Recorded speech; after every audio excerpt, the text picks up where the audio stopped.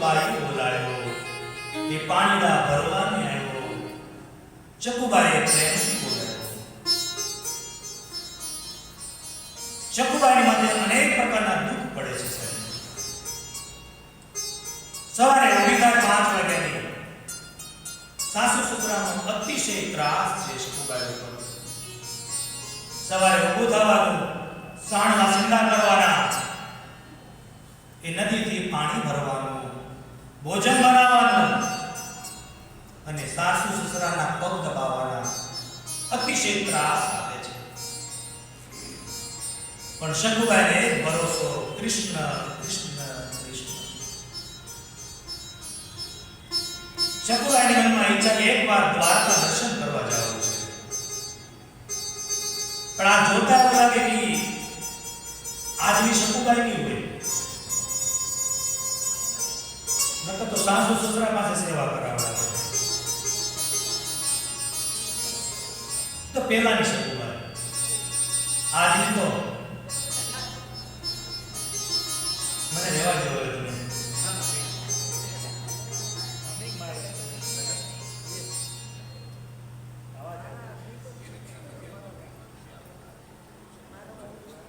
આજના શંકુબાઈ એ નહીં, એ તો એ સમયના શંકુબાઈ. ગામમાંથી યાત્રા જાય છે દ્વારકા માટે. શંકુબાઈને જાવું છે. સાસુ સસરાને પૂછ્યું કે દ્વારકા એકવાર દર્શન કરવા છે. કહે કે આ પાણી કોણ તારો બાપ ભરશે? આ રસોઈ કોણ બનાવશે? ઈ શંકુબા સાંભળતા અત્યારે મારો બાપ થી તારો બાપ ભરશે.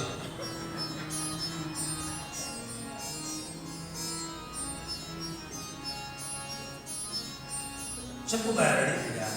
યાત્રા કરવા જવું છે, કૃષ્ણને આ દર્શન કરવા છે, પણ શું કરું? ગામમાંથી સંઘ જાય છે અને રડતી આંખે માથા પર એલ લઈ એ નદી કિનારે પાણી ભરવા જાય છે. આંખમાંથી આંસુ પડે છે, કૃષ્ણના દર્શન કરવા છે. પણ આ તો એ ભગતનો પ્રેમ જોઈ અને સાક્ષાત દ્વારકાનાથ એ શંકુબાઈને દર્શન આપે છે. ચકુબાઈ કહે પ્રભુ, આ તમારે દ્વારકાના દર્શન કરવા છે, યાત્રા કરવી છે. હા, તો તમે જાઓ. અરે પ્રભુ, આ મારા સાસુ અને સસરા, કઈ ચિંતા ન કરો, હું છું ને. એટલો શબ્દ બોલ્યો તો શંકુબાઈનું રૂપ એ કૃષ્ણએ લઈ લીધું. સાહેબ, ઘણા અવતાર લીધા, પણ કૃષ્ણએ તો સ્ત્રીનો પણ અવતાર લીધો છે સાહેબ. શંકુબાઈ બન્યા છે કૃષ્ણ. શંકુબાઈને તમે જાઓ. શંકુબાઈ યાત્રા કરવા જાય છે દ્વારકા અને આ શંકુબાઈના રૂપની અંદર ભગવાન કૃષ્ણ માથે બેડું લઈ અને પાછા ફરે છે.